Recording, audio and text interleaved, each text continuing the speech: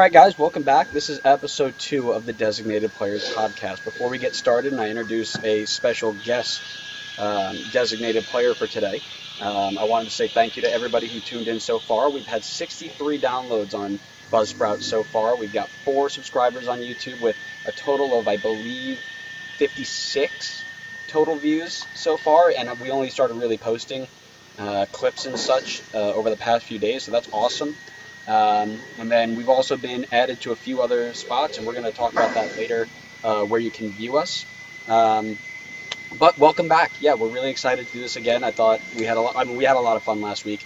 I'm joined again with Adam, and we also have a special guest because Connor couldn't make it this week, so I'll let him introduce himself. What's up? Jonathan Kasman. I'm a Timbers and Nyc Fc fan. Very random 2 teams. When did you start following? How long ago? Always grew up watching. Never supported the Red Bulls like Andrew and Adam. I did like Honoré at one point, but once I went to college, I was looking to follow MLS, and Timbers were brand new at the point, and seemed like a great team until Nyc Fc finally came to New York, where I went to their home opener and fell in love with them. So as long as the 2 teams don't play each other, I'm always good. I heard they were playing in Jersey though. Yeah. Had to get that one in. When you fell in love with them, were you in the outfield on the first base or third base side, or right behind home plate? I was actually right by the right field foul pole, but at least we weren't banging trash cans like the Astros. Yeah. Love it. All right, so before we get started, let's talk scarf of the week. Kaz, what are you rocking today? I got a Timbers scarf. Always have to support boys in green and gold, but chose this over the chicken buckets Nyc Fc scarf. Yeah, it's probably a good shout on this podcast for sure.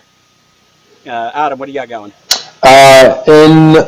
Not tribute because he's obviously not dead, but in honor of his unfortunate move to LAFC, I decided to rock the Bradley Wright Phillips New York Red Bull scarf.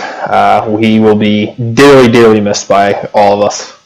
Yeah, man, I saw that signing, and I think we talked about it on Twitter a little bit, but I hope he comes back and smashes us. How do you let a guy who scored that many goals for your club go with nothing more than a minute-long tribute video? That's awful. Yeah, I mean, are we surprised at this point? We've let, I don't know how many starters go. Yeah, I know, it was mental. I, for one, in honor of having 3 Comac Soccer League vets on the podcast, I'm rocking a nice CSL scarf that I picked up from the Burr house that we do all of our work in. So, figure that'd be a good time to break this one out. Very nice. Throwback. Hell yeah! Mm-hmm. I love this one. This is one of my favorites that I have. I remember I went to go buy it, I think from Mama Kaz, and I was asking how much does it cost, and she just took it and gave it to me, and I walked away. That sounds about right. Yeah, Shout out Mama Kaz. And then I guess unless anybody's got any other cool Comac Soccer League stories, that'll take forever. We can jump right into this. No, we'll be here all night.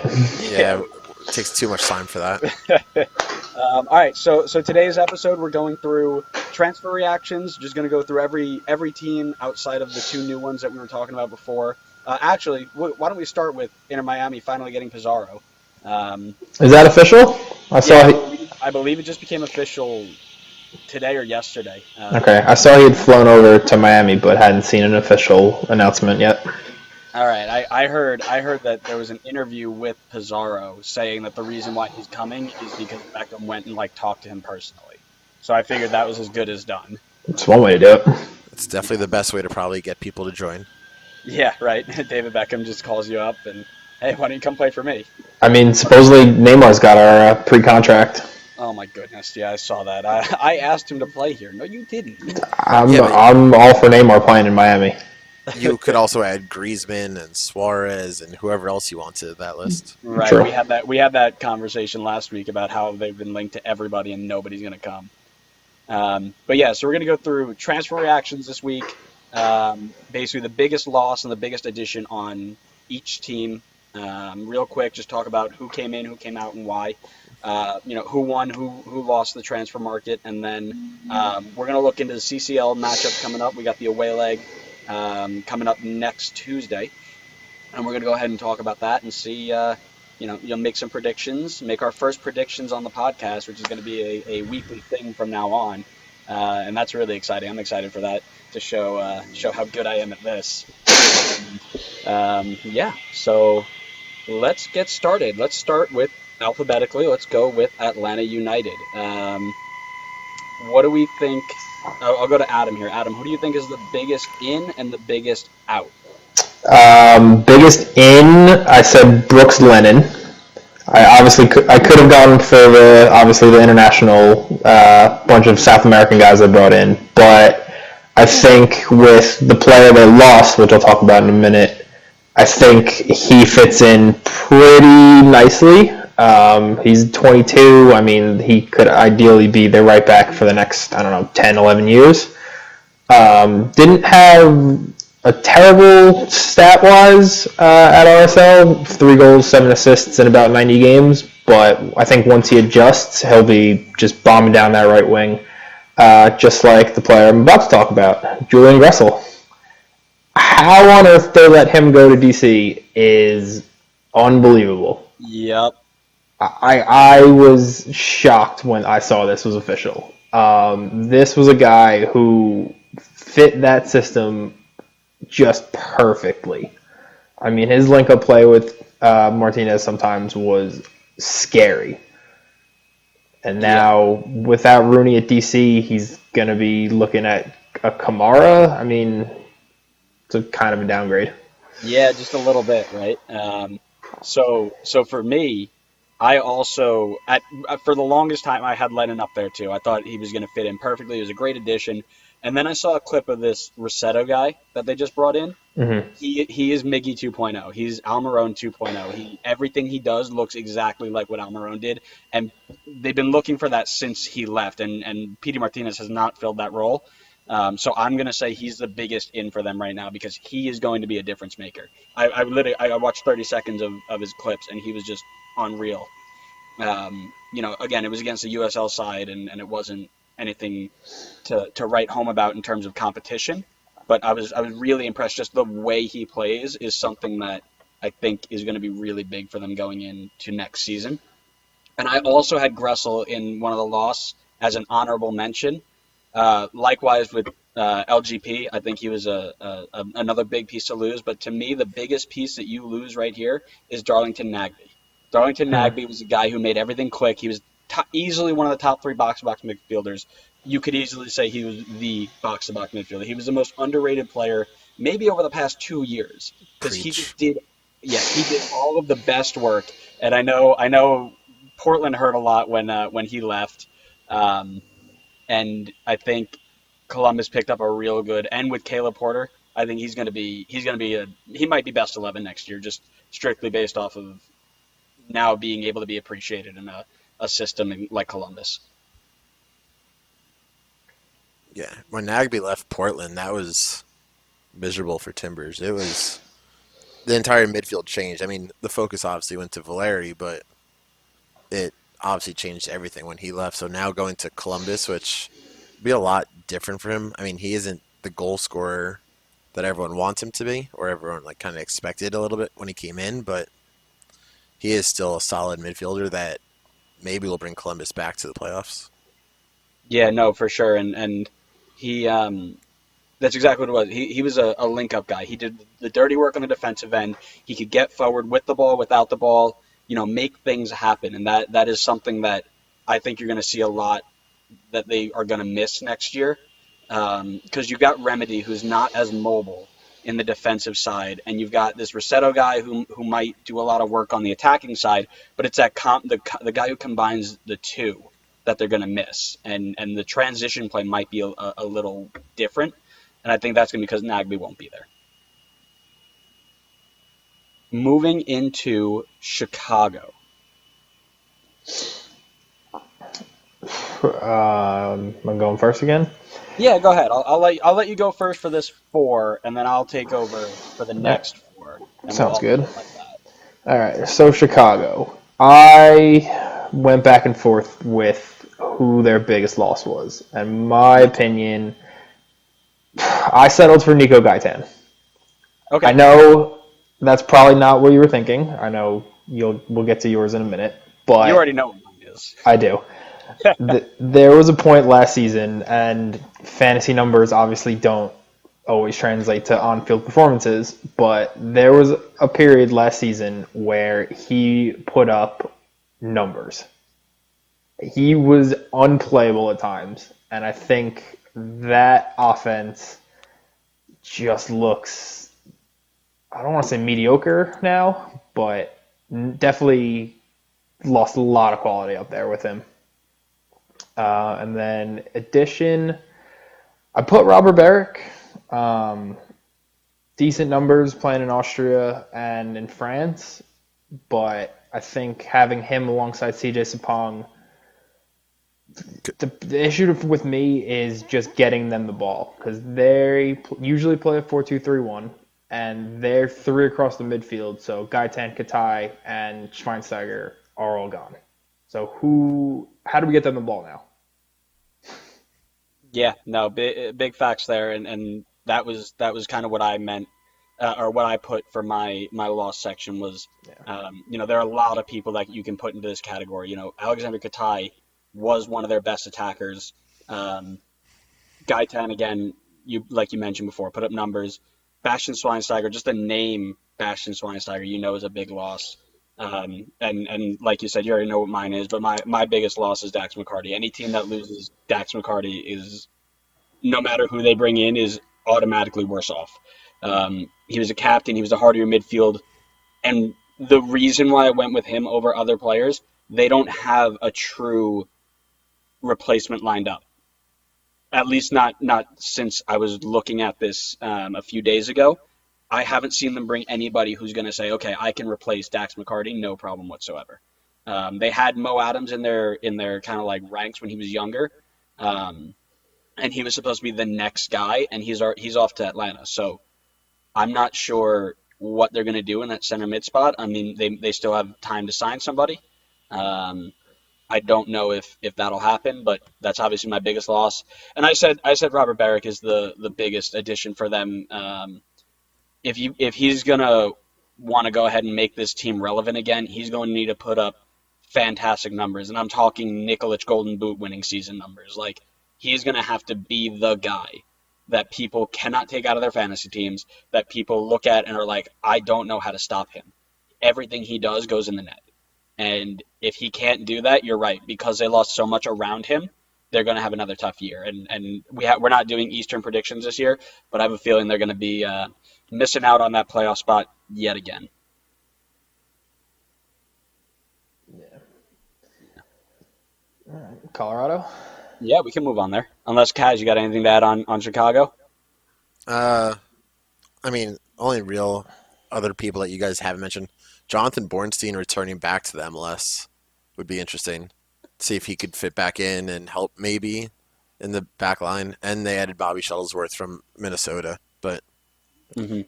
Yeah. overall, the Fire I don't think are going to be too exciting to watch with Yeah. returning back to Soldier Field and their new unis. Yeah, God, that badge is awful. The kit is awful. Everything about it is awful, and nobody bats an eye. It's No, it's it's so sad. everyone's Uh, willing to admit it. It's bad.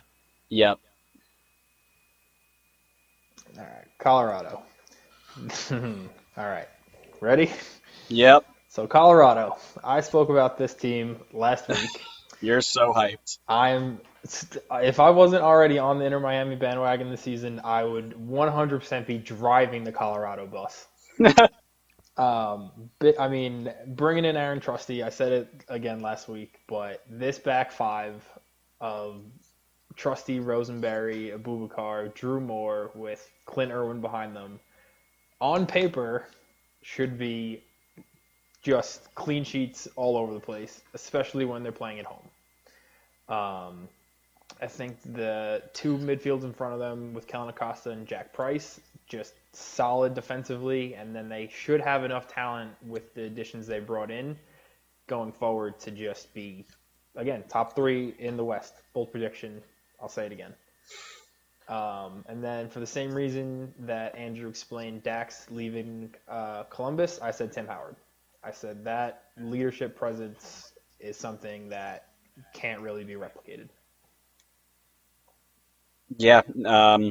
When I was looking at this stuff, it got me kind of excited based off of after you said top three in the West because they didn't have a lot of bad losses No. when you look at the transfers out, right? But I had Tim Howard as one of my biggest losses because Tim Howard is a big name. People are going to come want to see leader, tons of experience, U.S. men's national team, best goalkeeper in the history of the world. Yes, we get it.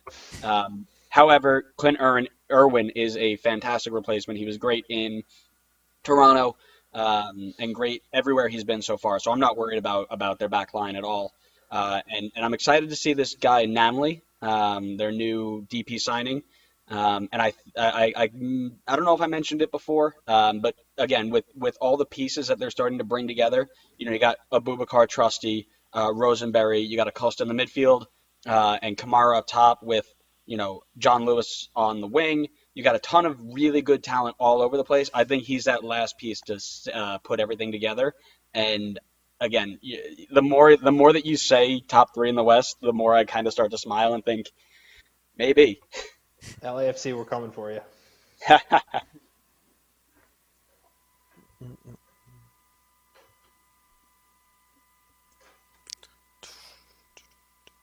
Into Columbus. Yeah, into Columbus. Any guesses on who I said was the biggest addition this Uh, season? some guy And with a Z? not some guy with a Z. Really? Because, Darlington. no. Uh, Come Boo. on. Andrew, favorite player of ours.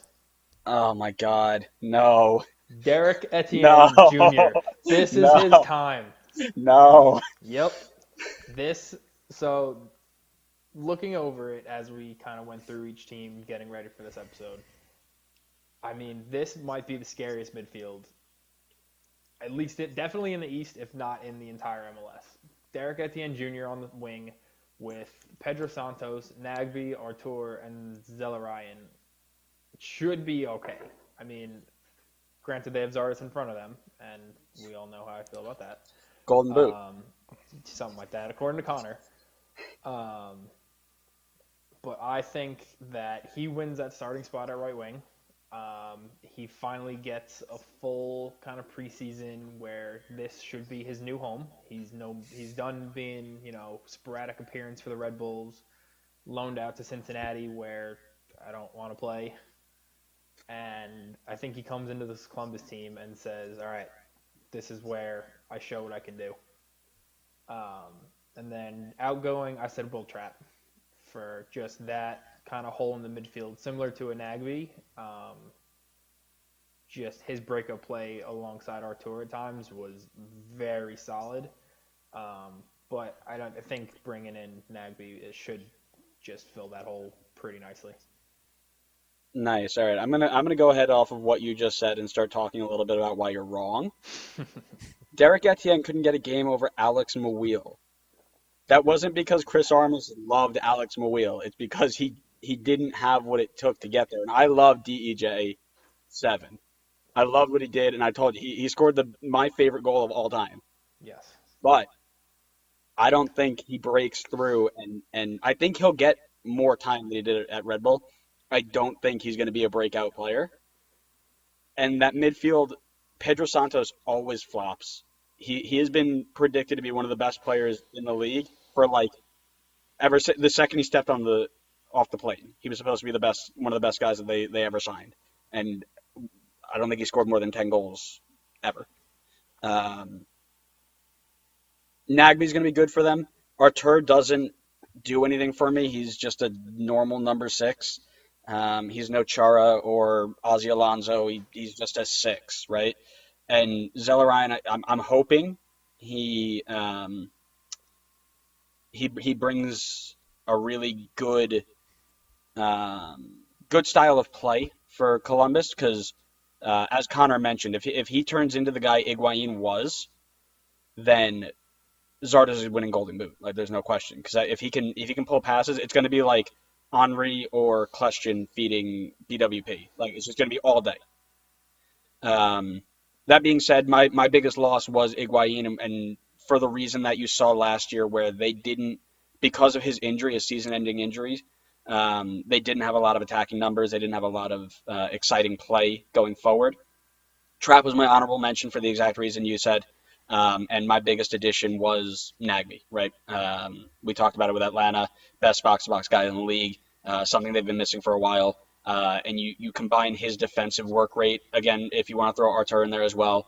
Artur wins the ball, Nagby picks it up, Springs, Santos, Zelarayan, Zardes, or DEJ7. Yeah. They'll be exciting. I think they've had a real good window. Um, and I'm kind of hoping they do well, but not like Not too well. really well. Yeah, exactly. So I'm surprised neither of you brought up Stefan transfer, considering he did finish the year. Yeah. It's a good shout, and I looked at it, but it was kind of like he was gone Since he was halfway through, announced, yeah. so I kind of was like, they felt that they addressed it. Um, Rune's going to be fine. Um, That's fair. I just feel like as both of our teams have played Columbus in the last couple of years in the playoffs, he was one of the main reasons for that. Yeah. And yep.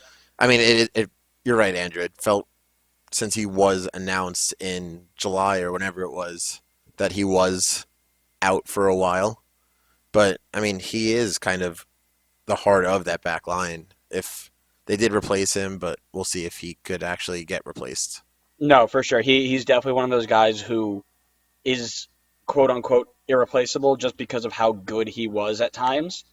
Um, I don't think they took a massive step down with Rune, but you're right. He's kind of like a Tyler Adams, where you'll have a ton of people like him, but he'll never be truly replaced.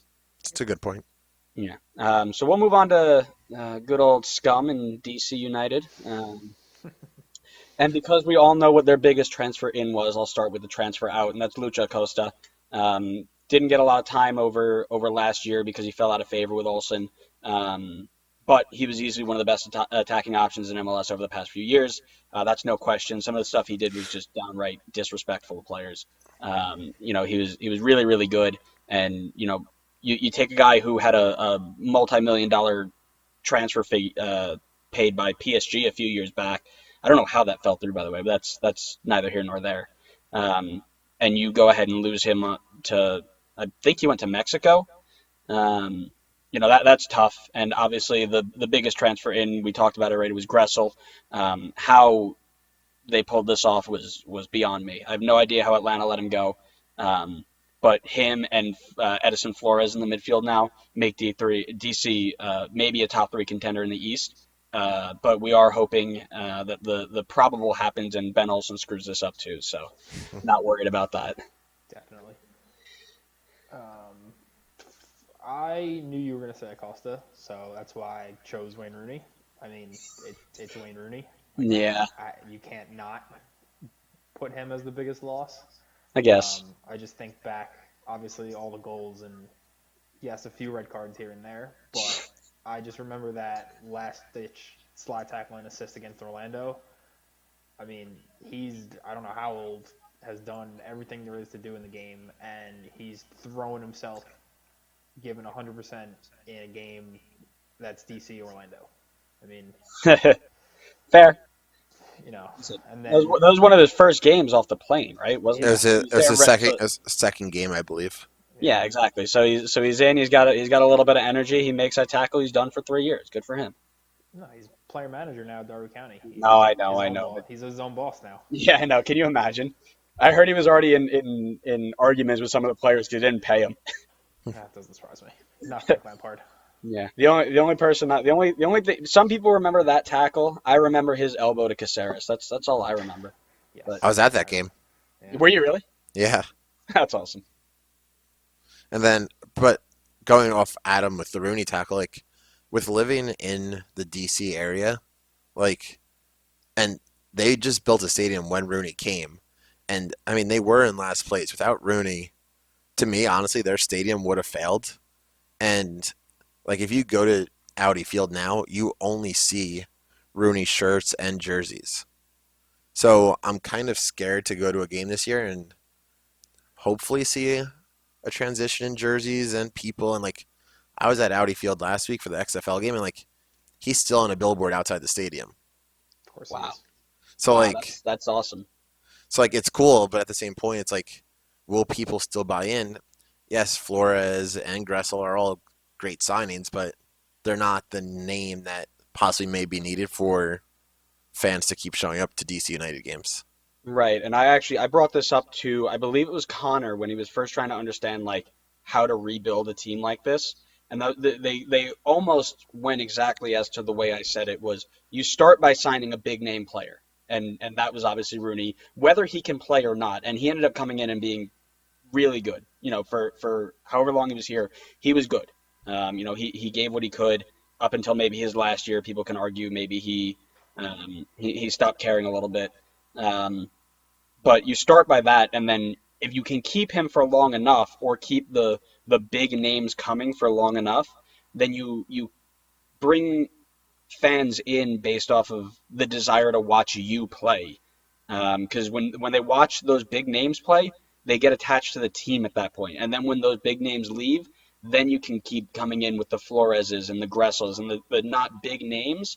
Um, but they're there for the team and they're excited for these players just to come in and keep the team going. Now the question is, did they keep Rooney long enough for that to happen? And I'm not sure if they did. Yeah, that's the concern because I mean, Audi Field's a beautiful stadium. It holds 20,000 people, and I mean, it's in a good spot in DC. It's across the street from Nats Park. Right. But it's like the average soccer fan, I feel like they knew the name Wayne Rooney, especially like being in Virginia. Like DC United's always been here for the last 25 years, but it's like people knew Wayne Rooney. They would go to see Wayne Rooney. I don't know if they're necessarily just going to buy a random ticket on like a Saturday when they have nothing to do to see other people that they may not know, unfortunately, at this point. Right, right, and that's why they were linked to Ozil forever. It was for that same reason, Yeah. to try and keep people coming. And And with the Nats winning the World Series last year, it's like if people have the choice and the stadiums are next to each other, the Nats are the big draw right now. right, And even right, the Capitals are the first in NHL. People are going to choose to go to a Capitals game until May or June over going to these first couple months. right. Yeah, no, that's definitely an issue with the way that this is set out. And listen, I hate DC as much as the next guy, and I don't care if they fail or not. But as a general soccer enthusiast, yeah, that's not a good thing to see. No, not at all. Right. So why don't we move on to the great FCC? Do we have to? The single worst team in MLS last year, and they needed to make some big changes, and they did. Um, I went with their biggest new addition as Locadia, big name European experience. Maybe not big name, but European experience, more so than Kubo did. I think Locadia is going to bring something more than Kubo will, but I think they'll both just work really well together. And let's be honest, anything is better than what Adi did last year. What do you have, like one goal, two assists, or something like that? That was Yeah. their biggest. That was their big DP striker. Yeah, no, that's not going to be an issue. And again, they didn't lose. Again, you can't lose a lot from a team like that and see somebody is like, oh wow, I can't believe he's gone. But I think Ledesma is one of the bigger losses from them. They're one of their best players from the USL days, and he didn't get a lot of chance to contribute. And I was hoping that this year, with all the new players they brought in, he'd be able to kind of revive what he was doing, and bring back that level of play. But here we are, and he will not be here. True. I obviously also said Locadia and biggest outgoing, and I heard almost nothing about this. I heard there was no announcement that I saw. There was no kind of thank you message. Was Leonardo Bertoni. Yeah, I remember him coming in as their first DP. He scored their first goal off this crazy volley. And he's just disappeared. I mean, that surprised me. I don't understand how he was supposed to be their kind of welcome to MLS, jewel in the crown. Obviously, they only won I don't know, 6 games last season, so didn't necessarily do much. But if you looked at what was around him, I figured he was kind of their centerpiece that they could build off of.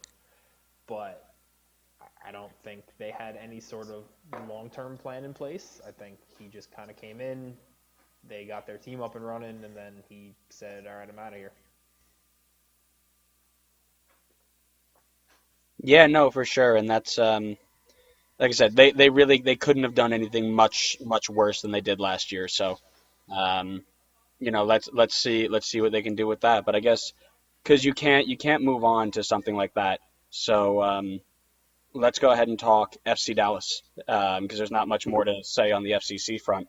Another team without a lot of losses, but I think Christian Coleman was one of their bigger ones, and they're supposed to be the 15 goal, 5 assist guy when he first came in like a few years back, and nothing really happened. So that was really underwhelming, and so that'll be my pick.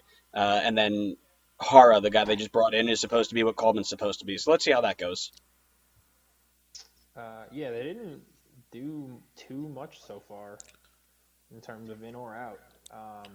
Thiago Santos, that they brought in from Brazil, I think pretty much should complete their midfield. I mean, him with a Paxton Pomacall and a who's the other one? Ferreira's, I think the third midfield they use. With Barrios, Andrasic, now Fafa Pico. I think Dallas is looking pretty solid.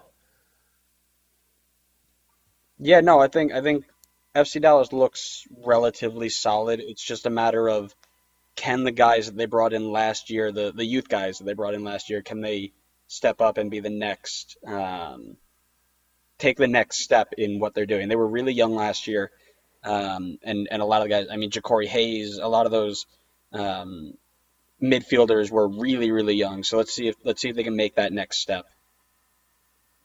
Yeah. Houston. All right. My vision for Houston is they play a 3-2-5 Jesus Christ. with, well, all right. Well, if you look at who they have, their front five could potentially be Mara Manotas, Memo Rodriguez, Alberto Elise, Tommy McNamara. Not really, just Tommy. that's just for literally just said that just for Kasman, and Darwin Quintero. This could be a team that wins every game 5-4 and doesn't keep a clean sheet the entire year. And I think they'd be okay with that. Yeah, every listen, a win's a win, whether it's 1-0, it's 3-0, or it's 5-4, right? So Exactly. I wouldn't care if I'm winning that way. The only loss that I could see was AJ De La Garza, but that's not a huge loss. Yeah, no, I thought they had another good team, another team that didn't lose a lot. Um, Tricky Bees, Demarcus Beasley, losing a legend like that hurts Houston, but it also hurts every USMNT supporter and follower. So, good career, Tricky Bees. Thanks for all the fun, and enjoy retirement, I guess. Um, Even though I wanted you to play until you were 75, like it seemed like you were going to, but Mm-hmm. so here's the deal with Quintero. I put them as the biggest transfer in, if with an asterisk next to it, because I've heard rumors they're going to try playing him on the wing. Oh no, no, If no, no, if no. they play him on the wing, it is going to be the biggest waste of money I've ever seen in my life. So if Agreed. they use him correctly, he'll be a great addition. We know what he did with the Loons, the greatest team in the West. But can he do it again on a 100-degree day in Texas? That's the question. Um, I think he'll be fine. I'm excited to see him fit into that style of play. A little bit different than in Minnesota, but um, again, I'm excited to see what he can do if he's playing up top next to Manotas and not on the wing where big old Tommy Mack should be. I'm telling you, 4-2-4 with Darwin and Manotas up top, with Elise and I guess McNamara on the wing, Memo behind them, and they just win every game like 10-9. Just you know, Yeah, everyone combines for 30 plus goals, and we're good. yeah, something like that. I think that's how that works. Sounds Yeah. great in a FIFA standpoint, Adam. I was just about to say that. Uh, I don't know if we even need to talk about the Galaxy. We already know. No, he Biggest doesn't. loss is Zlatan. Biggest additions Chicharito next. False. What? Stop it. I said it last week. He is Stop. not gonna do as well as people think he is. I'm not saying he's gonna do poorly. I'm just saying he was brought in to replace Zlatan, and he is not Zlatan. If you judge every transfer on who they're supposed to replace, then no, then half the big transfers aren't going to, nobody's going to care. Agreed. Nobody can fill But Zlatan's shoes, but that's the biggest transfer in. Who's their biggest transfer in? Please enlighten me. obviously Chicharito. However, I said Emiliano Insua because No. hopefully, and I said hopefully, I didn't want to pick Chicharito. That was the obvious answer. Oh, Hopefully he comes in and fixes this hot garbage of a back line, which I still think is just just god awful. it's hot. Like It's hot garbage, no question. it's bad. This is It's another team that'll win every game 5-4 if they have to. no, they won't win. Jesus Christ. No, but I said this last week. How many times last season, when their defense was giving up goals left and right, did Zlatan say, "Okay, this is what's going to happen. I'm going to take the ball and basically put the 10 of you on my back, and we're winning this game." Yeah, yeah. Chicharito doesn't have that mindset. He needs support around him, and he just doesn't have it. Yes, he has Christian Pavone, and that's about it. And Katai, I guess. But I think Katai's gonna have a great year over there. I do too. But Yeah. I'm not convinced. All right, I'm gonna need to like keep a counter on every video we do from now on, and it's gonna be like a strike counter. And when you hit 3 strikes, you're kicked off the pod. And strikes include disrespecting the loons, disrespecting the goat that is Alex Mawil, and disrespecting Chicharito. All right, well, I'll hit the Chicharito one by next week probably. So it's been nice knowing you guys. All right, no, but listen, that's a fair point. I think it's going to be important to see if he can come in and make some good changes. I don't think he will. I think it'll still be hot garbage. I think Brian Rowe is going to be destroyed in that, or not Brian Rowe. David Bingham is going to be destroyed again. He'll make 1,100 saves and give up 1,400 goals. But All right. but yeah, listen, it's all going to be focused on the attack. And what they're really going to hope for is one of those holding midfielders to be really good. Other than that, they're in trouble. Yeah. Because Shelvik's gone. They transferred him out to some like Swedish team. Their back four is probably going to be some combination of Insua, Gonzalez, Felcher, and Steres. That Jesus, is horrendous. that's awful.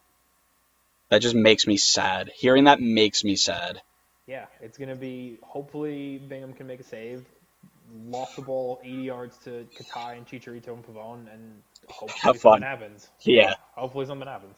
Oh God, I think this is going to be a good year for Leggett too. I think he's going to play a bigger role this year, and I think he'll fill it pretty nicely. He's going to have to. Yeah, yeah. All right, LAFC. I read this transfer, this outgoing transfer, and genuinely screamed out loud, "How did this happen?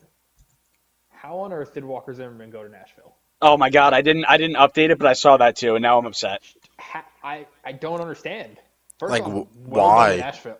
Why not? Well done to Nashville. First and foremost. Well, I mean, I don't know how you pulled it off. It was a ridiculous amount of money, Yep. but I mean, well done. Yeah. But I have to assume that based on everything we've seen with LAFC, they have someone they have their eye on to bring in. hmm They wouldn't have just let arguably one of the best center backs in the league since he's come in just go like that without having a backup. No, no, for sure. And I mean, you saw it with Tyler Miller too, right? So, they know what they're doing. They know what they're doing. So with the Tyler Miller one, I said bring in Kenneth Vermeer.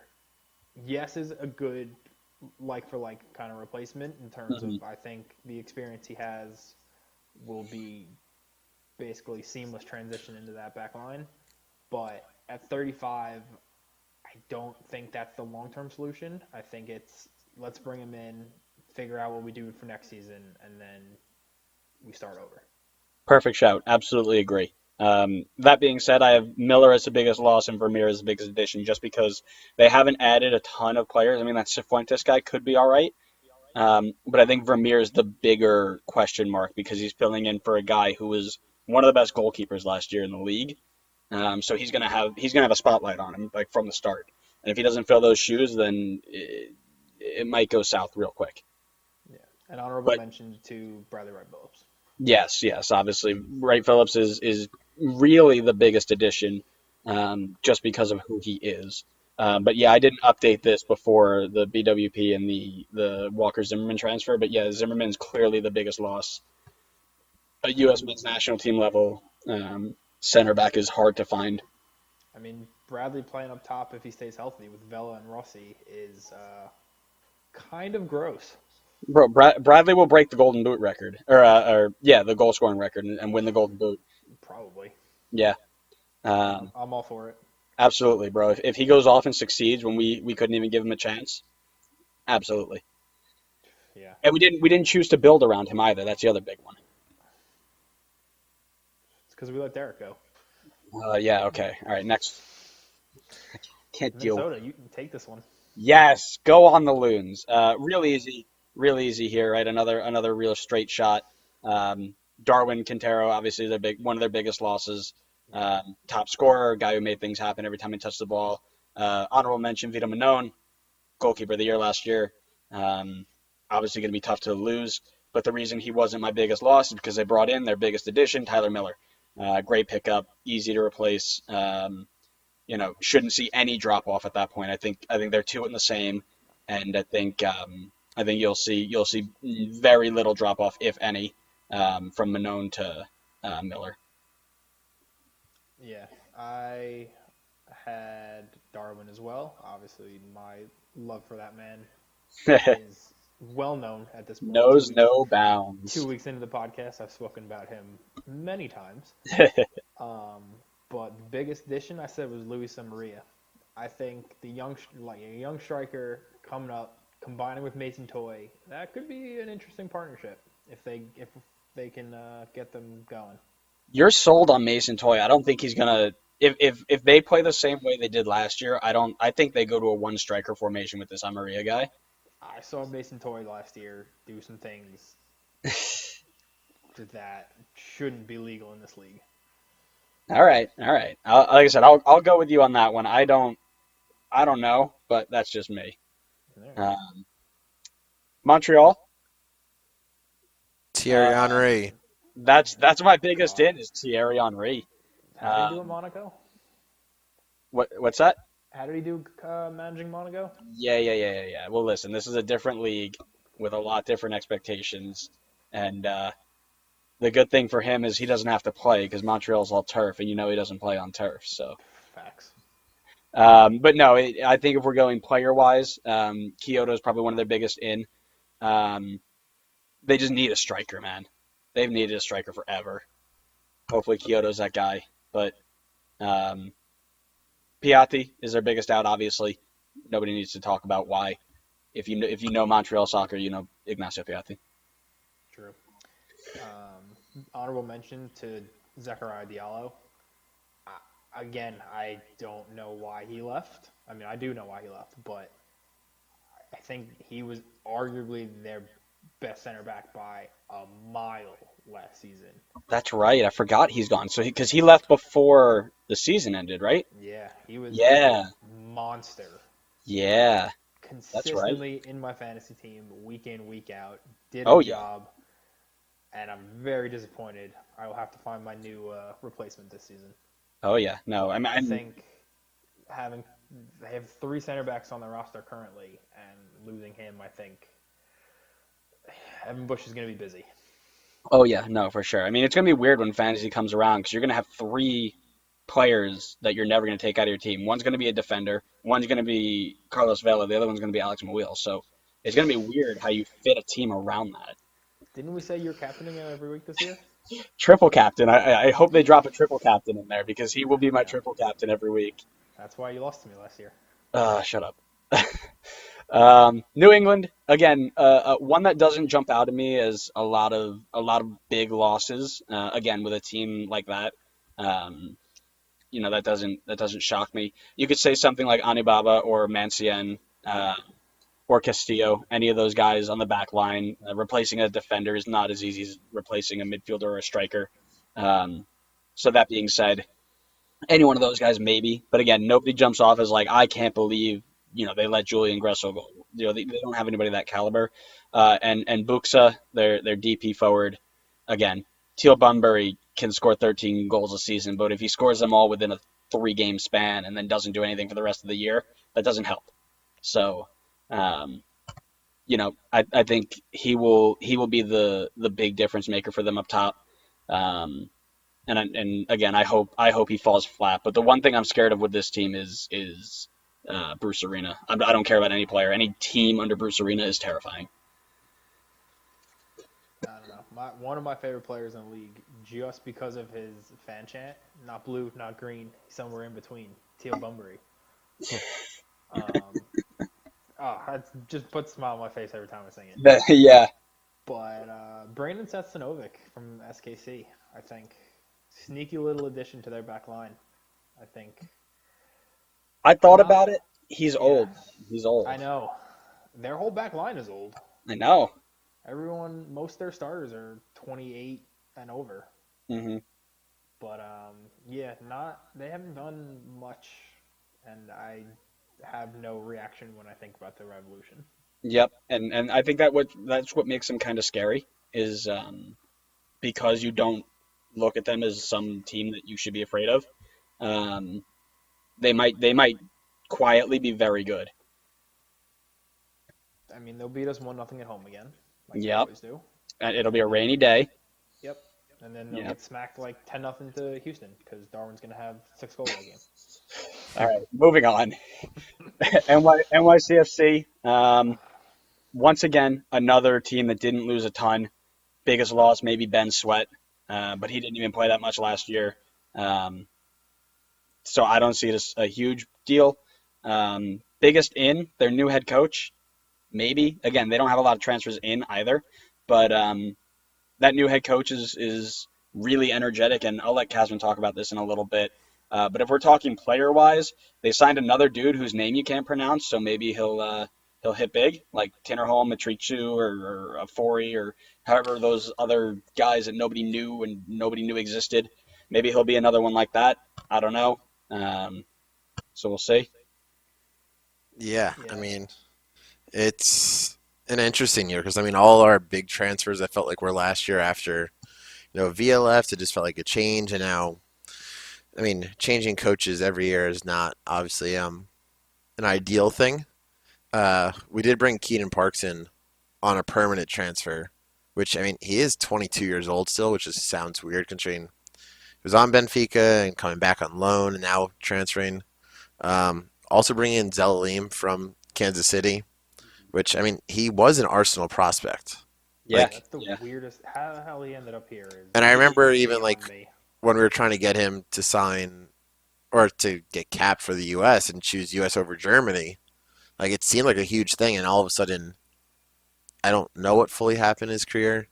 Um, Gary Mackay-Steven did play for our coach Mhm. with Celtic, so like, and Mackay-Steven looked good last year whenever he came off the bench, but like what NYC kind of does every single year is we just buy attacking wingers, and there's like where can you put them all, and how many can actually There, put? And it's like there.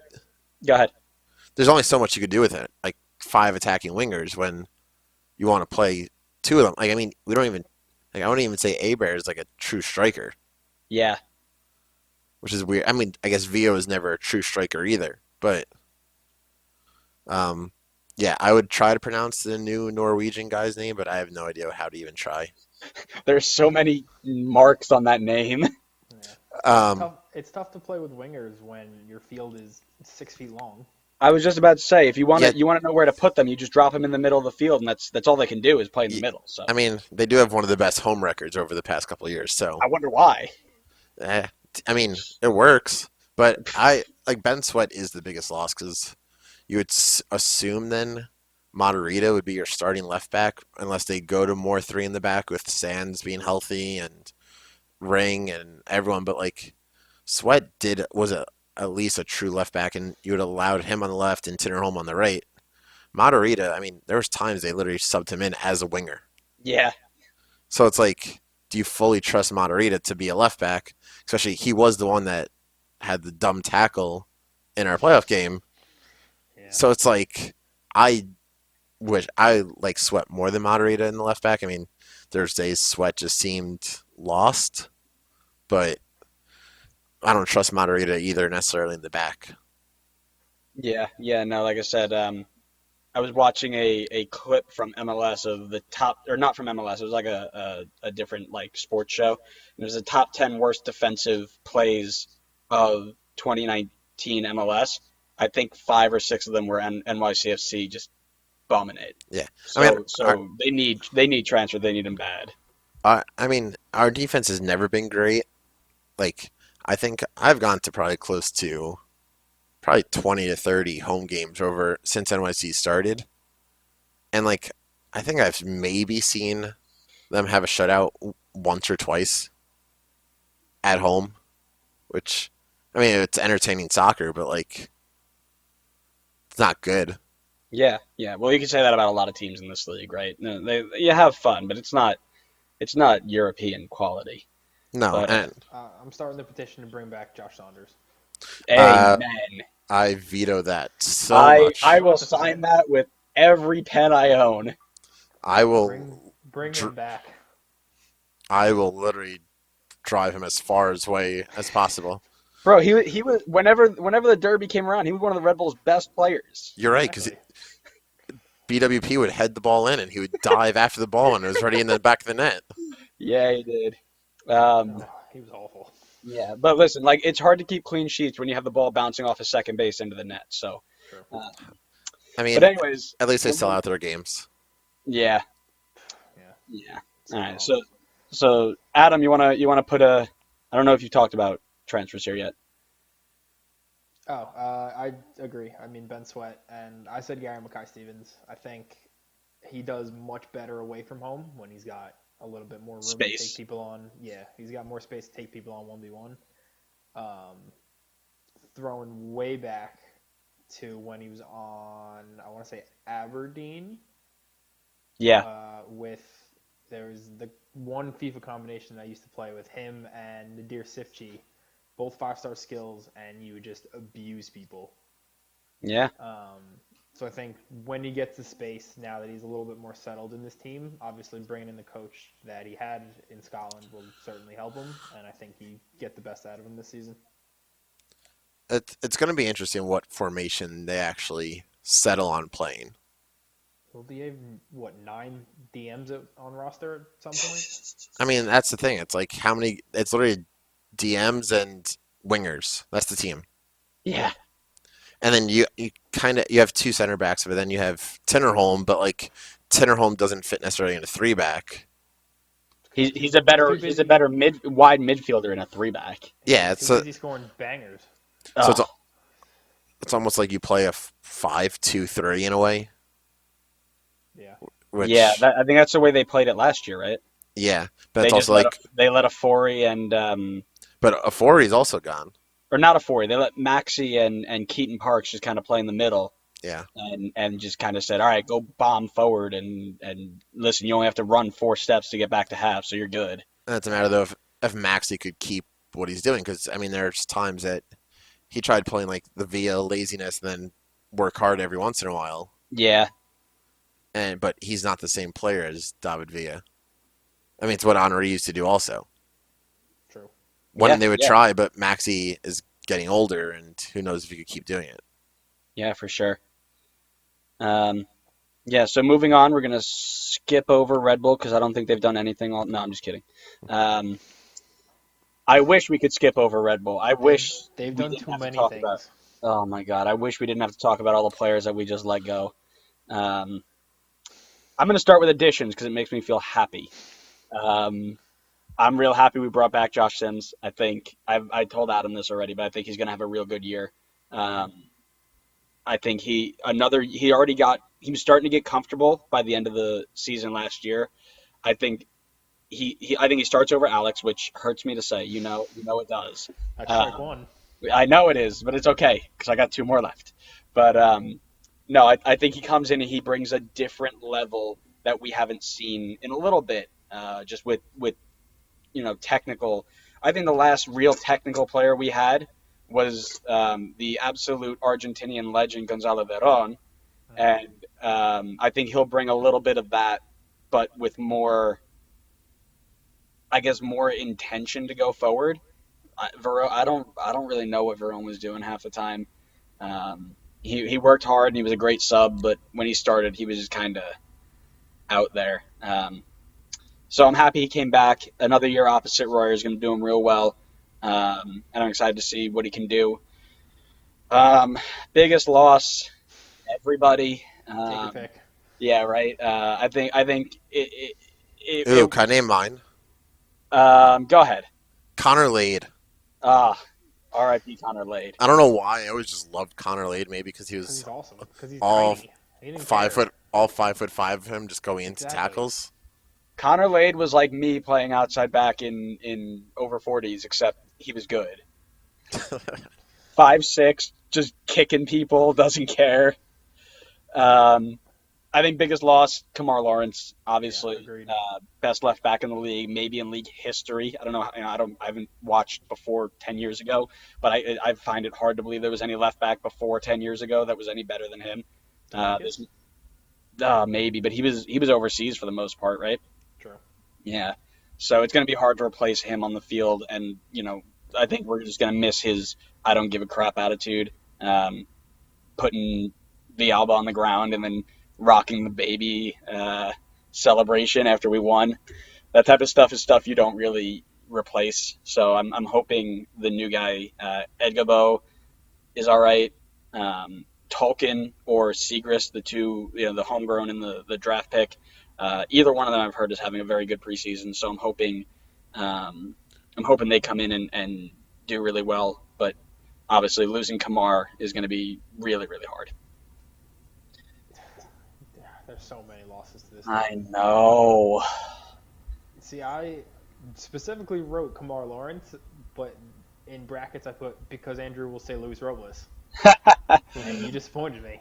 I know. So I had Robles the entire time until Kamar went official, and I was like, "Listen, I love Louis, but we have a replacement for him. We actually now have two replacements if one doesn't work. Kamar, we've got nobody." And We have Reese Buckmaster. I don't know no, what you're talking don't. All right, adding that to the strike list. Saying anything about Reese Buckmaster is a strike. about. I'll take it.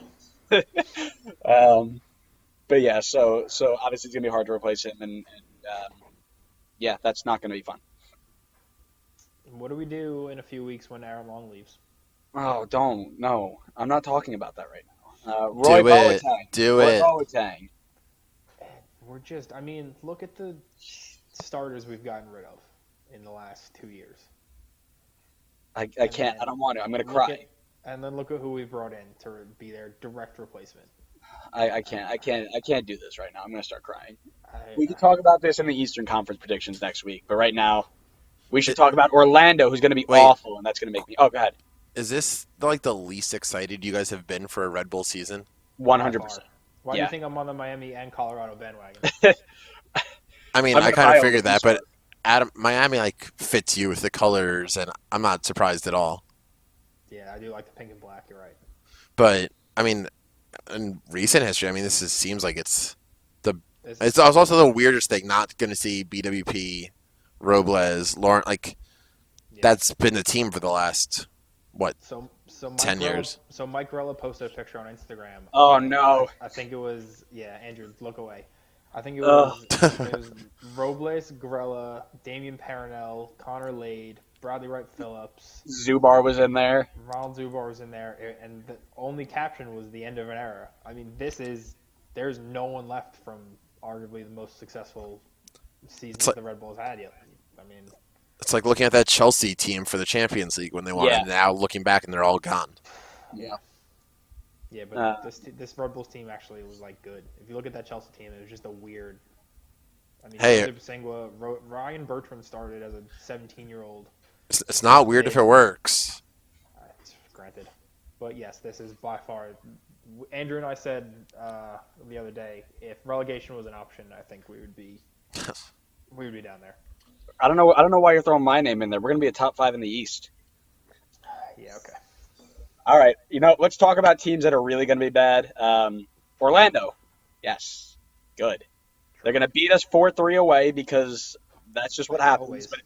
Yep. it's okay. It's all right. Biggest addition, Adam. I'm stealing this one from you. I already know who yours is, but Of uh, course you do. Big boy DK is easily their biggest addition. Yeah. Um, this guy was a last minute addition to the super draft, and he messed up everybody's mock draft. Nobody saw it coming, and he went fifth off the board. People saying he was a steal at five. I thought he was going to go top three, and that he was one of the most pro ready guys in the draft. He's going to have to put up Robinson Rookie of the Year numbers to bring this team anywhere close to being decent.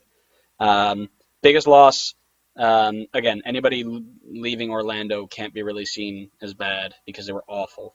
But losing Sa- Christian Aguita What about Sasha? is. Um, did he even play last year? Occasionally. Exactly. um, Christian Iguita is going to be probably their biggest one. Little engine in the midfield, kind of just hit a bunch of people. Somebody you don't want to lose. But yeah, so I'm sure they'll be. I can't imagine them being any worse, but I think they'll be all right. Maybe not playoffs, but you know, I think they'll be okay. Yeah, so you called it. I had big Daryl as my big in. At 6'1", I mean, especially when Dom Dwargo's missing, I think this kid is going to be just terrifying going to defenders. How long until Dwyer becomes irrelevant? 2 weeks? Yeah, wow, that's bold. I was gonna say one. Oh, all right.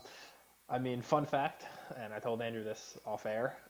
His cousin is one of my favorite all-time strikers, just FIFA reasons. Kasman, I don't know if you know this, but does the name Emmanuel Emenike ring any bells? Oh my God. They are cousins, and they are built the same way. Are they the same type of player? I assume so. I could only imagine, right? Yeah. Imagine them just going 1v1 like at family gatherings. Dude, the world would explode. Exactly. I forgot all about Emenike. Yeah, they are related, and I am rookie of the year easily, but I'm very excited to see this guy play.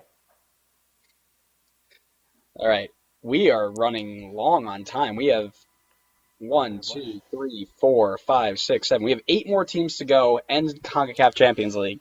So we are going to get a move on this one. Philadelphia, biggest loss. Aaron Trusty, we talked about it a little bit before. Young, promising center back. Um, and that means they're now, unless they signed somebody since I last looked at this, which I don't think they have. Quick check. They have not. That guy might be. But they technically officially only have three center backs on roster unless um, Glesnes. They just signed somebody on the 31st of January. If he's a center back, that means they have four, but you technically have three center backs on roster. One of them is Aurelian Collin. That should scare you because Aurelian Collin's like 90 years old. So, Um, so he is a center back. yes. But I like the way their back four looks. I think with Wagner, Gaddis, Big Jack Elliott, and now Jacob Glesnes to take Aaron Trusty's spot, and then Andre Blake, um, I think that back five is pretty good. No, no, yeah. So I'm saying on paper it looks good. Jack Elliott goes down, torn ACL, done for the year. You How now dare bring you? in you now bring in somebody from the bench, and your only backup center back is Aurelian Collin. Fair. If that doesn't terrify you as a not terrify you, but if that doesn't make you a little worried as a Philadelphia supporter, that maybe it should. And then the biggest addition, Oravec, this defensive mid that they brought in, um, is going to be the six that they've been kind of waiting for. They had Medunjanin in, who was an eight playing six, so he was a ball winner, pass sprayer, but he wasn't a true six. This Oravec guy, I'm hoping fills that role and can also play more with the ball than a true six does. So um, again, when I say hoping, I don't actually mean hoping. I hope he flops. I hope every transfer they brought in flops. But from a neutral standpoint, then that's what I'm hoping. Yeah. So I said Jamie Montero, bringing him in permanently. I think him with the combination of Orvac, I think, does the job that Meduninen had done last season. I think the two of them combined can fill that hole, and then just let Brandon Aronson ahead of them just run free and run wild. Complete side note: Brandon Aronson is going to have a great year this year. Agreed. They're finally going to let him go. He's going to be like a lesser skilled Amir Fernandez. God. All right, Chasm, take it away. Go ahead. Portland Timbers. Similar in a way to NYC. Like there isn't like a huge amount of change. Like when it comes to like losses, I mean, I guess you could talk about Fernandez, but like Fernandez, I felt like he was good for like 5, 10 games, and he just disappeared and wasn't anything. Um, Milano is again gone with his weirdest came left. Like I don't know what happened with that guy. I don't get it. It's not like he's in a big city market where like it's the pressure. Like yes, Portland is Soccer City, USA, but like still, I don't get it. There's two big signings when you break it down. You have the first, Yimi Chara, brothers of Yes. Diego, which Yes. I'm going to get so confused with both of them on the field because they look exactly the same. So I called it already. I will pick the wrong one for fantasy at least once this year. So 9 times out of 10, I'm probably just going to stay away from them and pick another Portland player if I have to. That's 'Cause definitely fair. I will pick the wrong way and then get very angry. That's definitely fair. The second one, I mean, they signed him like, what was it, 2 weeks ago? And I'm still not even fully sure to say his name. Niaz Goda or Yeah. Let's go with that. it's going to be interesting their attack because you're assuming Valeri towards the end of last year, and you saw it like he isn't the same player he was like his MVP year, Right. and he is the Timbers when you break it down at the end of the day. So it's a matter of will those two signings plus Valeri and Blanco and will Jeremy Abobasi take another step forward? Hope so. I really hope so. It's just a matter of can this team hold on? I mean, at the same time, your rivals are the MLS champions, Yeah. Look very good. and They like, look really good. and they're not stopping. So it's like, I don't know if Chara and Niaz Goder were enough to try to compete. I mean, at the same time, this team was in the MLS Cup 2 years ago. Yeah. Yes, they were an underdog and in reality didn't stand a chance against Atlanta. But it's a matter of are we doing enough to get over that hump, or are we just going to stay that mediocre team that will get in the playoffs and not really go much further? So the Red You guys will be solid. Yeah. Yeah.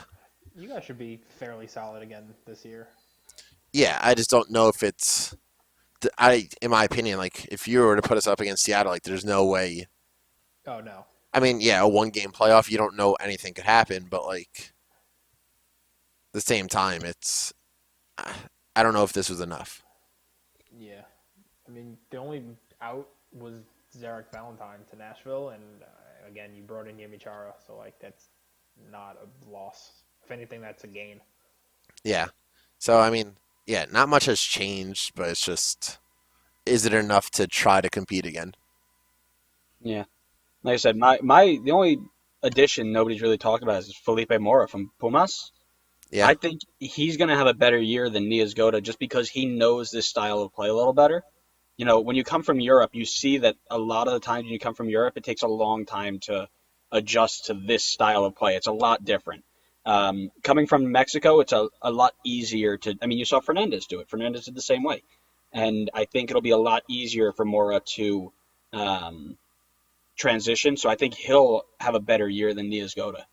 But that's just my personal thing. And then yeah, like I said, Brian Fernandez was my biggest loss, and it's too bad that the contract had to be terminated. But like I said, if it had to, it had to, right?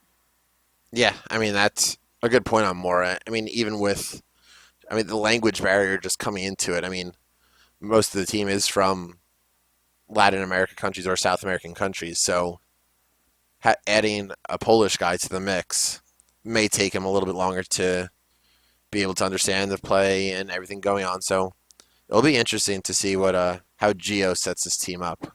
Oh yeah. RSL, biggest loss. Very easy. João Plata. Okay, maybe not that easy.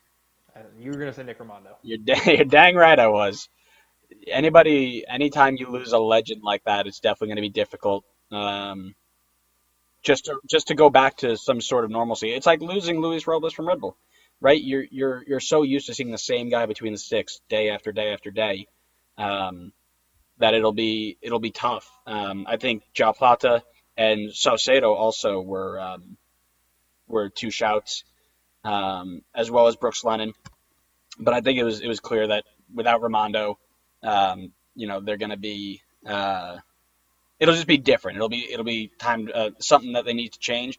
Zach McMath will do fine though. So their biggest addition, Zach McMath, C above. Interesting. I said Jason Ramirez. Okay. I think I'm always a little biased. I see South American pacey winger likes to take people on, and I get excited. I think him coming in at 18, he made his debut at 16. He's already played 50 plus games.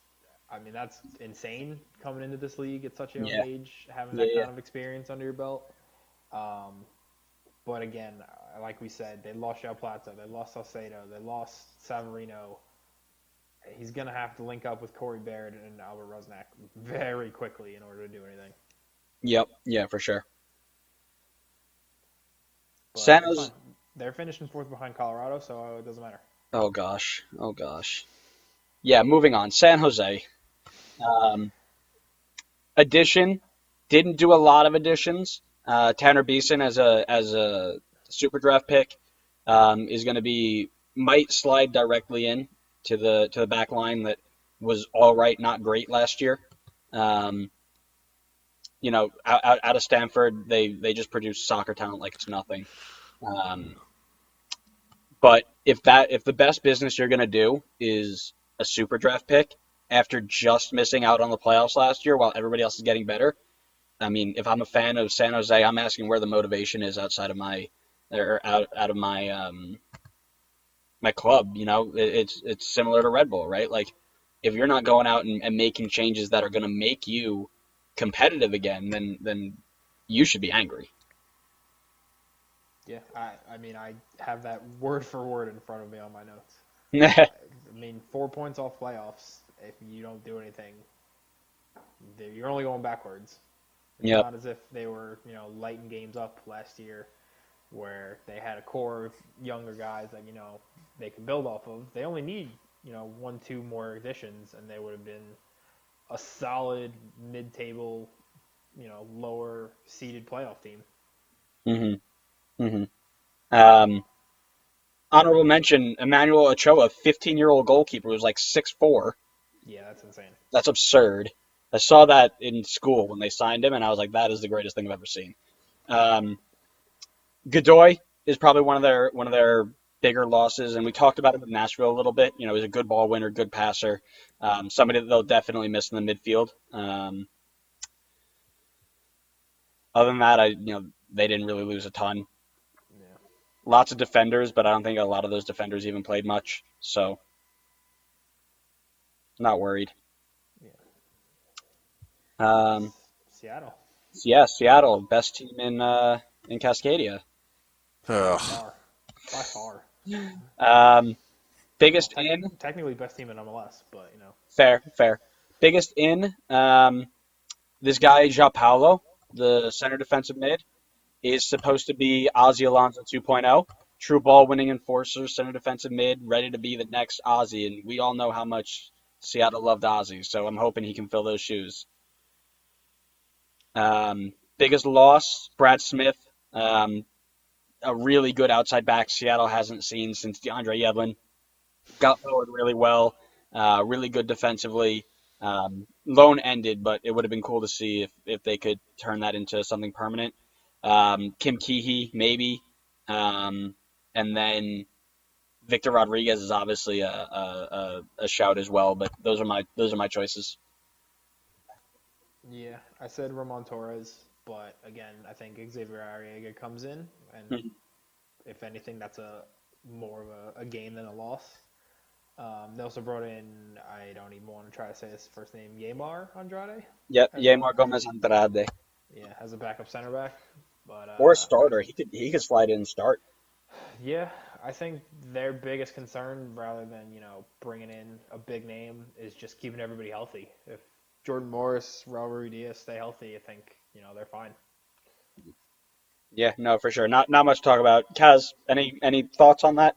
No, I mean I would be shocked if it's not them or LAFC again at top of the West. Colorado. Let's say I'm gonna keep Colorado and the saying it until it Loons. happens. Colorado and the Loons for Western Conference Final. Um, Kansas City. Man, who could their biggest addition be? I have no idea. For the man who's gonna score 25 plus goals this season, I and actually, before you said that last week, I had taken these notes down and I said at least 18. So, um, Alan Polito, biggest addition. Um, absolutely. we talked about it last week. We're not going to go into it again because we're running low on time. Um, Christian Nemeth, um, really wanted to see him come back to Kansas City and be a spark, and make KC a dominant supporter shield winner like I wanted them to be, so I didn't look like an idiot. But that didn't work. He only scored 8 goals in a really disappointing return to Kansas City. So that's one of their bigger losses, just because he was supposed to be so good. And everybody else I see, Benny, because he didn't do too much on his second spell here. Sestanovic, he's been there forever. The Everybody re- else really didn't play too much. the return of Kyrie Shelton. Oh God. God. Can't stand that man. He was supposed to be so good when he came in. I Yeah, remember that. he had all the Adidas deals and everything. I Yep. know. Wasn't he? Didn't you spend a ton of money to get that pick? Or no, that was Uh, Lewis. You spent 250,000 to get Lewis. yeah, I mean you look at our first couple picks. You have Shelton, Lewis, and Jack Harrison, Jack Flash. Well, Yeah. Jack did well. Yeah, Jack did, but Shelton. I mean, I Did don't. nothing. I don't know what happened or what. He just didn't pan out at all. That was your strike force, right? It was two up top with him and Villa. Yeah, basically. Oh, But then they tried moving him out wide. It was weird. yeah, you guys are not good those first couple seasons. No, not at all. We just got a new subscriber to the Designated Players Podcast YouTube channel. Welcome, Nico. Thanks for subscribing. Um, yeah, no, I agree. I think Kansas City will be better. I um, don't know if it'll be enough, but I think they'll be better. And by enough I mean MLS Cup, U.S. Open Cup, win something. I don't know if they've done enough to win something, but they're going to be playoff bound for sure. Toronto, biggest addition, the only one that's not a homegrown signing. Pablo Piatti joined from RCD Espanyol, maybe. Yeah, that sounds about right. Yeah. Yeah, Uh, yep, cool. The only non-homegrown there, so by default, he's the biggest signing. Um, will he make a big impact? I don't know. I mean, you're forgetting about MLS long-term veteran Patrick Mullins. Patrick Mullins. Can I tell a quick story about Patrick Mullins? Go If, ahead. if Patrick Mullins is the answer, I don't know what the question was. So Patrick Mullins was on the original NYCFC team, and so first game ever at Yankee Stadium. So they're playing the Revolution, and Mullins scores. And at NYC games, when someone scores, like the announcer will say the first name, and they expect everyone else to like say the last name. So for a while, just like David, and then everyone in the crowd go Villa. But no one knew this the first game ever at home. So the announcer only announced him as Patrick, and no one knew to chime in with Mullins. Patrick Villa. So like everyone was just so confused because no one really knew who he was in the first place. So to everyone when he was on NYC, he was just Patrick. So how do they do it for a bear then? Does he just go goal scorer A, and then they go bear? To be honest, I haven't been to a home game since Abear's been on the team, so I am not sure. Well, that's your fault for moving to Virginia. I mean, I've lived in Virginia as long as NYC's been a team. Yeah, so then it's just your fault. Touche. I don't think Mama Kaz will agree with that. She wants me to stay down here, so Oh, I would too, bro. The cost of living down there is great, but we're not doing a real estate podcast here. nope. So, anyways, Sorry. um, Quick Patrick story. that's on me. I got to that point. Biggest loss, Drew Moore.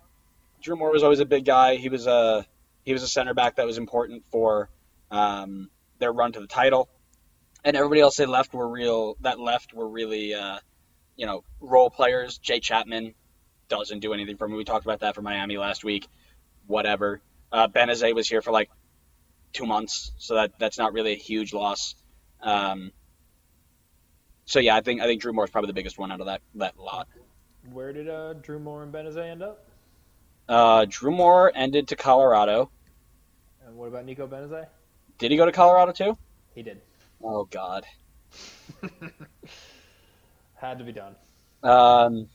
All right, yeah. So to avoid anything else, we'll go to Vancouver for the last team before we talk about who won the transfer market, your favorite signing, and I believe those are the only two questions I have for that. We'll do question of the day with John here, and then we're gonna cut it. We'll call that an episode because this took way longer than we thought, and then I think we'll go ahead and go on Monday. We'll go ahead and talk about CONCACAF Champions League predictions. So to avoid this being a 3-hour podcast, we are not Joe Rogan, so that is not happening today. We'll end it right around here. So talking about Vancouver, you look at the MLS transactions report, and they basically just flip their entire team. Lots of loan endings. Biggest loss for me was probably Daniil Henry. Again, another fantasy guy that just stuck in there. Shout out, honorable mention, PC.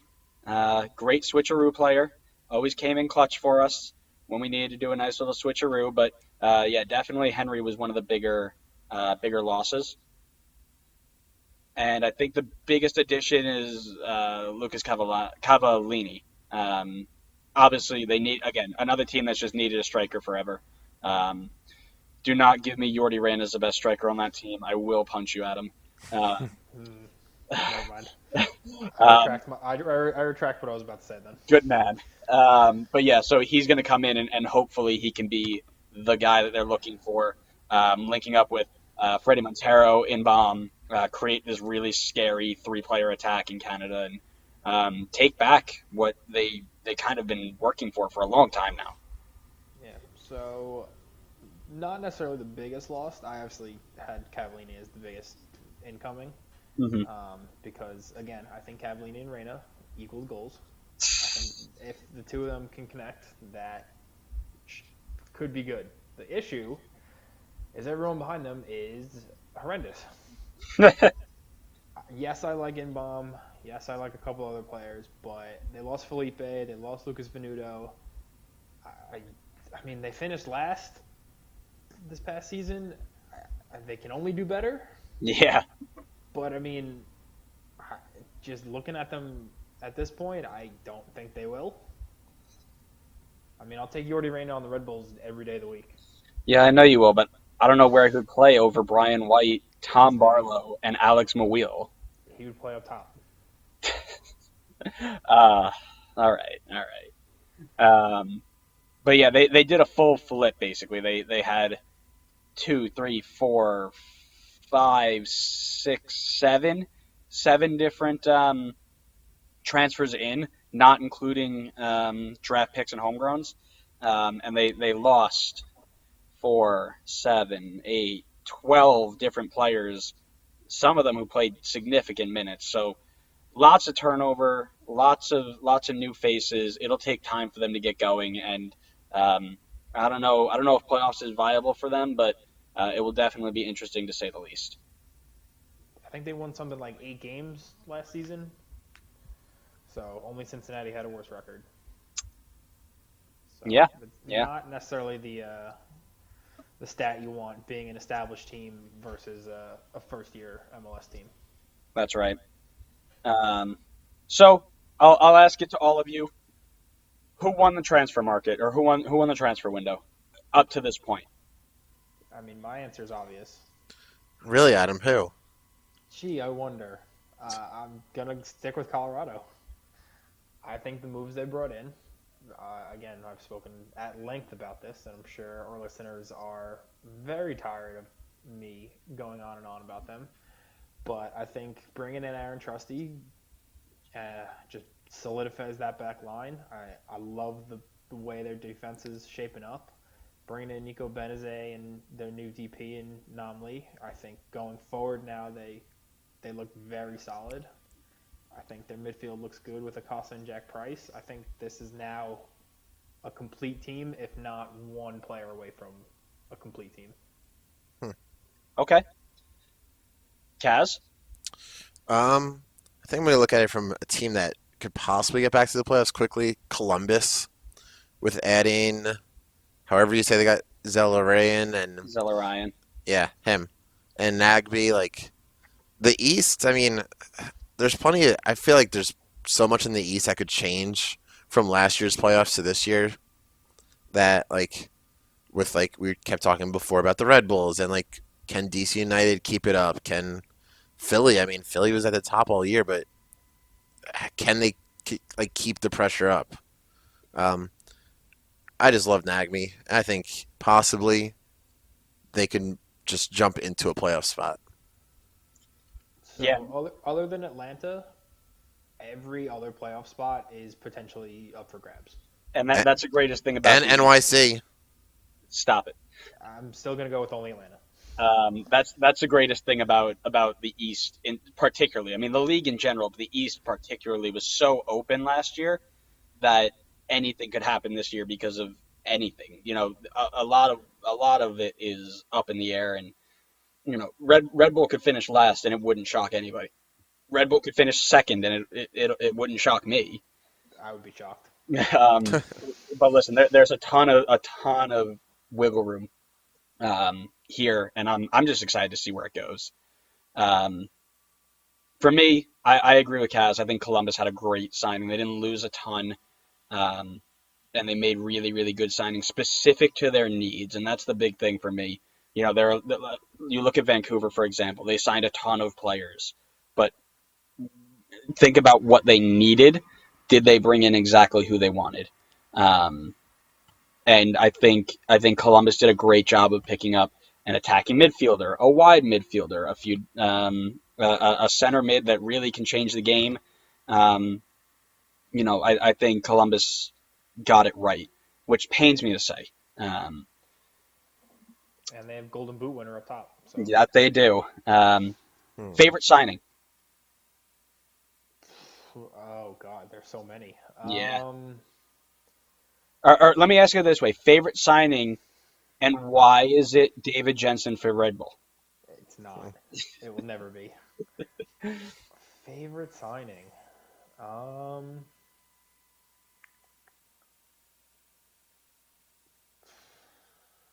I don't know.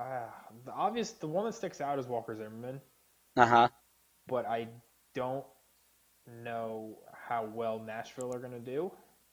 So Interesting. it's tough for me to say, oh, that was a good move for him, because obviously going from a team that was lights out last season in LA to a relatively unknown in Nashville. I mean, yes, I assume he was brought in to be the immediate starter, the immediate kind of like experienced guy behind Dax, but I I don't know if that's necessarily going to be a upward move for him.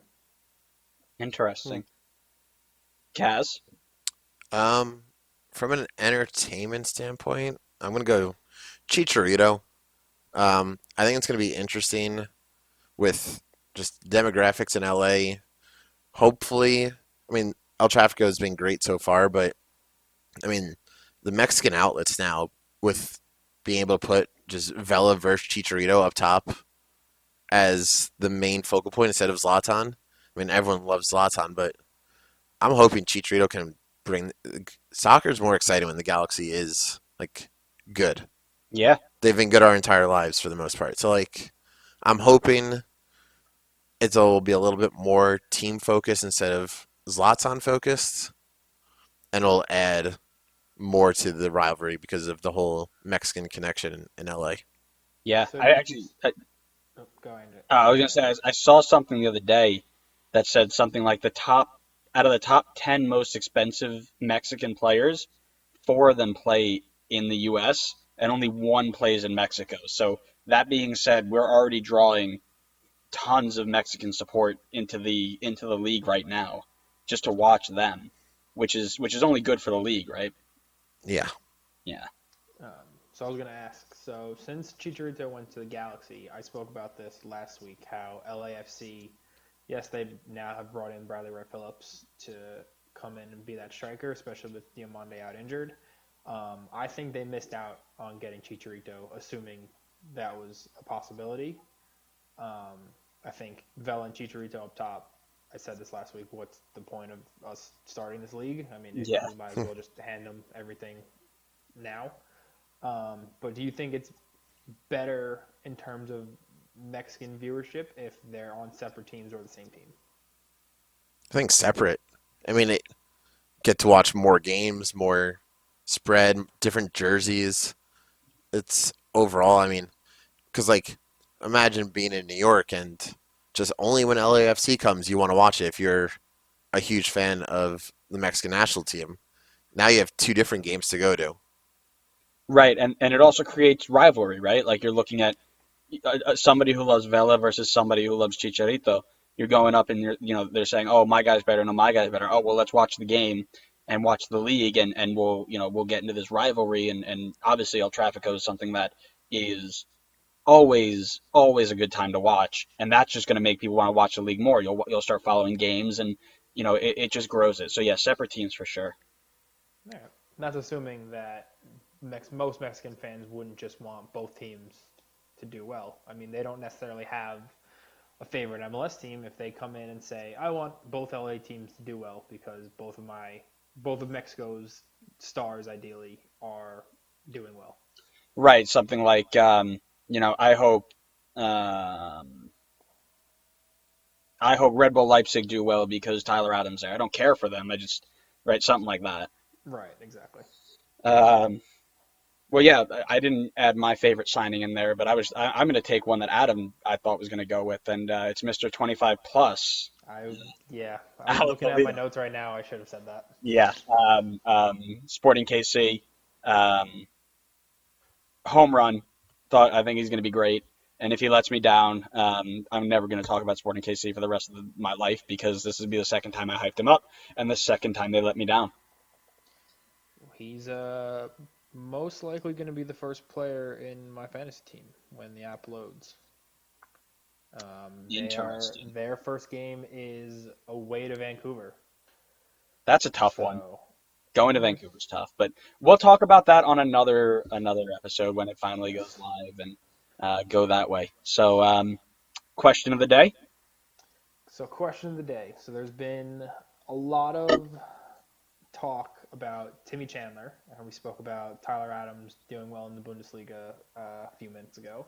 Hmm. But Timmy Chandler has now 4 goals in his last 4 games. What? Yes, That's Yeah. absurd. it's absurd. Fully agreed. No one in the U.S. remembers Timmy Chandler in recent memory. He seemed to fade into obscurity. But my question is, should he be considered for the U.S. team? And the reason Oh, I'm asking is because there's been a lot of talk online, and I won't say who. It's a certain fellow redheaded um, former U.S. men's soccer team member that I don't particularly care for, made the argument that club form has nothing to do with getting picked for your national team. okay. So Timmy Chandler lighting up, I say lighting up, but doing very well in the Bundesliga has no bearing on whether someone should get picked for the national team. If you do well, who cares? So he who shall not be named makes a lot of really bold takes. Mm-hmm. I think he's spot on with this one. Indeed. Um, I think it is important to take into account a lot of different things um, that are going on right now.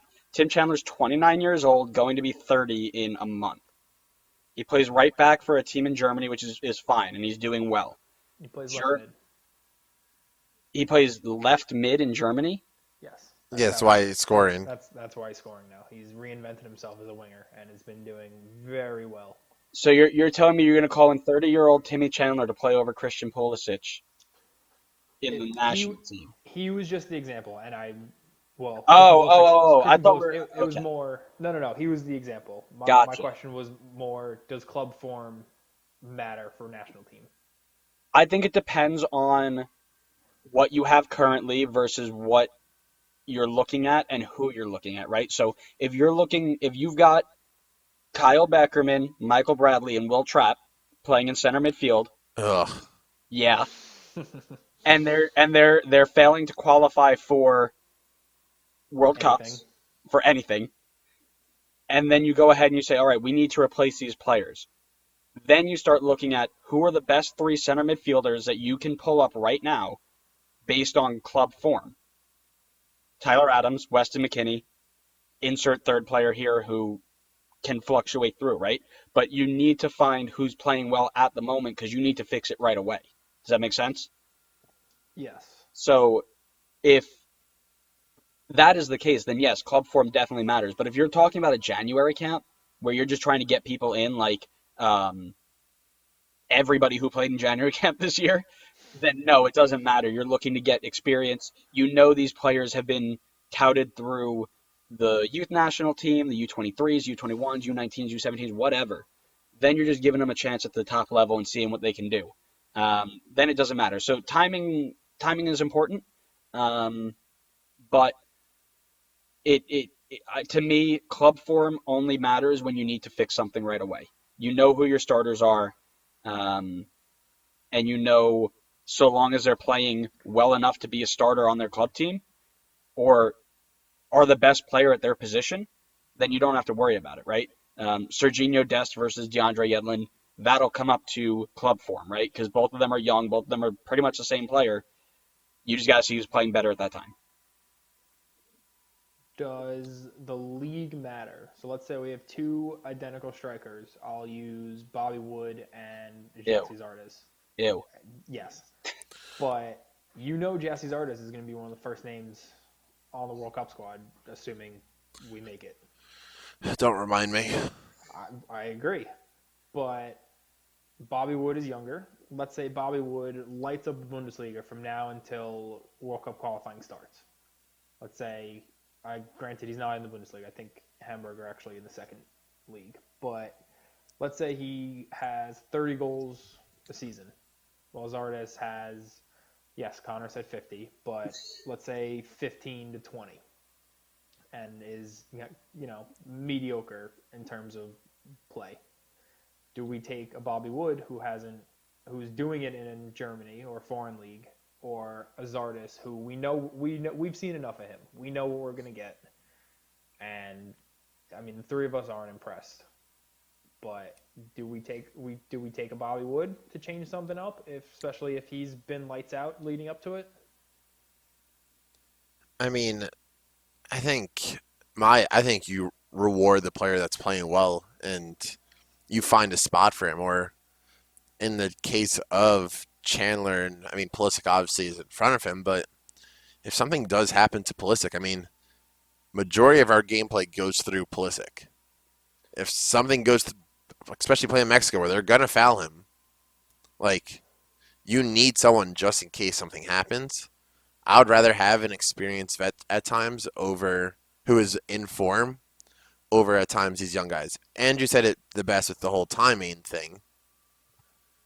But like when it comes to Bobby Wood versus Zardes, I mean, no matter what, we know Berhalter's taking Zardes. Right. Exactly. Right. He's also taking Will Trapp. It doesn't make a difference. Yeah, that's for damn sure. And Um, 55-year-old Mike Bradley is going to lead our center mid at World Cup 2020 or 2072 in Antarctica, because yeah, can't wait. who knows where else these things are going to go. But no, Um, totally. I agree 100% in with Kaz there. so the argument I saw a lot online regarding Timmy Chandler was not that he would take Pulisic's spot, because obviously that's insanity, assuming Pulisic's healthy, because he's been dealing with, I believe, some hamstring stuff at Chelsea the Yeah, last couple of weeks. it's those crappy Chelsea trainers over there who don't want to keep anybody healthy. Yeah, well, we fired our doctor under Mourinho, and that was a whole nother issue. Yeah, Yeah. But the issue wasn't whether he takes Pulisic's spot, because that's never happening in a million years. The issue was if he takes someone like a Paul Ariola's spot, who isn't exactly lighting up DC United's midfield. And I think he should. I agree.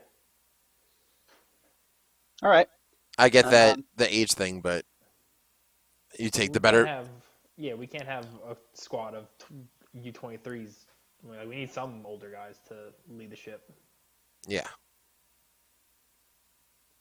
yeah, no, for sure. And I think I think we need to trust what they're doing in there, because there's also the idea that a lot of people don't think of when they're talking about this stuff.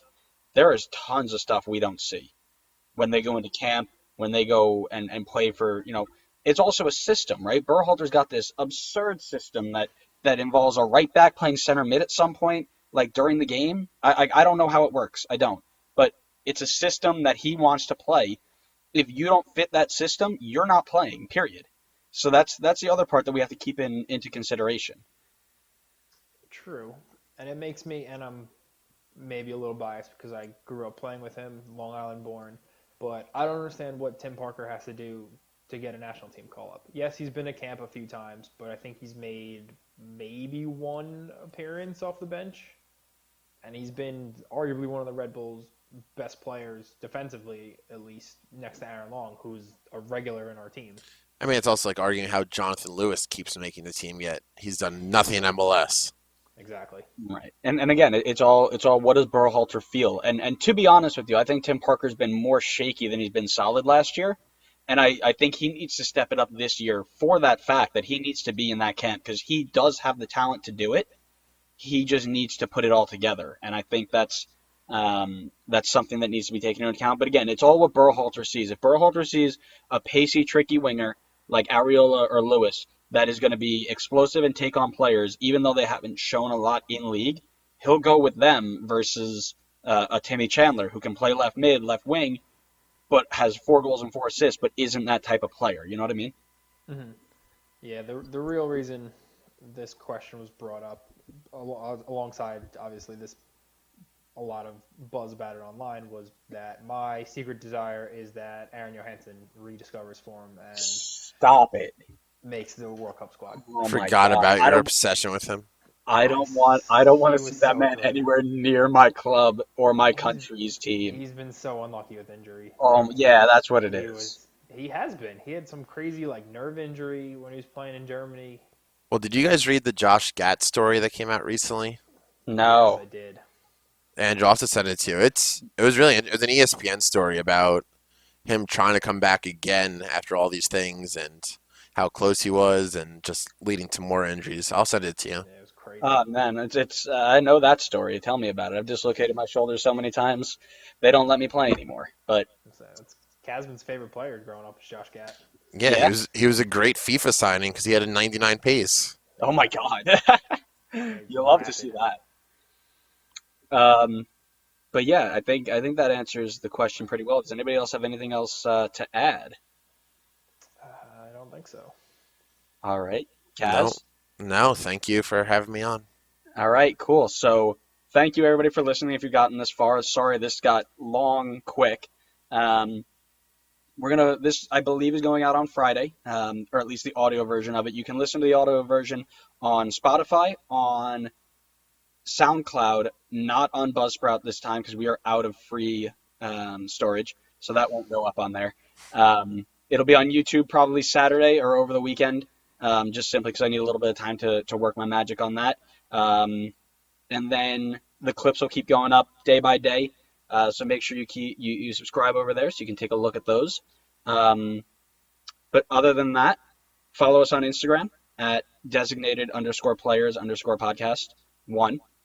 On Twitter at the DPPod1. Send us emails, questions, comments, concerns at the DP